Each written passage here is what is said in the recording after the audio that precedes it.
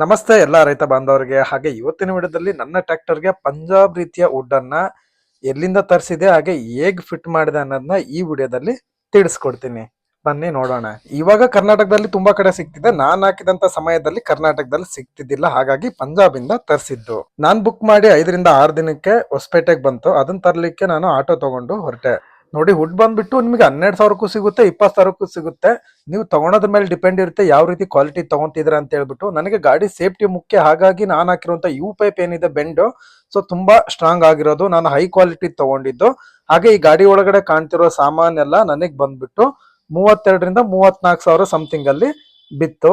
ಇದರಲ್ಲಿ ಸ್ಪೀಕರ್ ಇದೆ, you pipe ಇದೆ, ಮೇಲಿನ ಒಂದು ಫೈಬರ್ ವುಡ್ ಕೂಡ ಇದೆ, ಲೈಟ್ಸ್ ಇವೆ, LED ಮತ್ತೆ ಫಾಗ್ ಲ್ಯಾಂಪ್, 4 ಫಾಗ್ ಲ್ಯಾಂಪ್ ಇದೆ, 4 ಇಂಡಿಕೇಟರ್ ಇದೆ, ಹಾಗೆ ಒಂದು LED ಬಾರ್ ಇದೆ. ಇದಾದ ನಂತರ ಒಂದು ಫ್ಯಾನ್ ಇದೆ.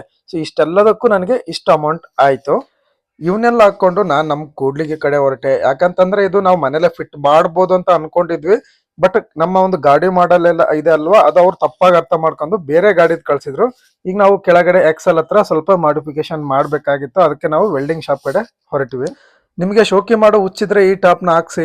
ನೀವು ಹೊಲದಲ್ಲಿ ದುಡಿತಿದೀವಿ, ಅಲ್ಲಿ ಇಲ್ಲಿ ಹೋಗ್ತಿವಿ, ಗಿಡ ಗಂಟೆಗಳಲ್ಲಿ ತಿರುಗಾಡತ್ತೆ ನಮ್ ಟ್ರ್ಯಾಕ್ಟರ್ ಅಂದ್ರೆ ಹಾಕ್ಸಣಕ್ ಹೋಗ್ಬೇಡಿ.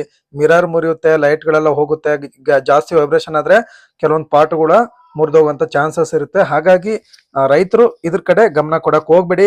ನೀವು ಮನೇಲಿ ನಿಲ್ಸ್ತೀರಾ, ಶೋಕಿ ಮಾಡೋ ಹುಚ್ಚಿದೆ ಅಂತಂದ್ರೆ ಮಾತ್ರ ಇದನ್ನ ಹಾಕ್ಸಿ. ನಮ್ ಕೂಡ್ಲಿಗಿಲಿ ಒಳ್ಳೆ ವೆಲ್ಡರ್ ಸಿಕ್ರು ಗುರು. ತುಂಬಾ ಟೈಮ್ ಕೊಟ್ಟು ನಮ್ ಟ್ರ್ಯಾಕ್ಟರ್ ನ ರಿಪೇರ್ ಮಾಡ್ಕೊಟ್ರು, ಫಿಟ್ ಮಾಡಿದ್ವಿ.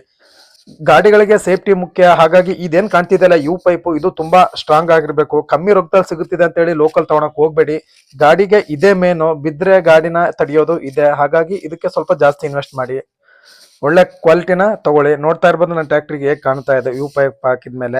ಕೊನೆಗೂ ಟಾಪ್ ನ ಫಿಕ್ಸ್ ಮಾಡಿದ್ವಿ.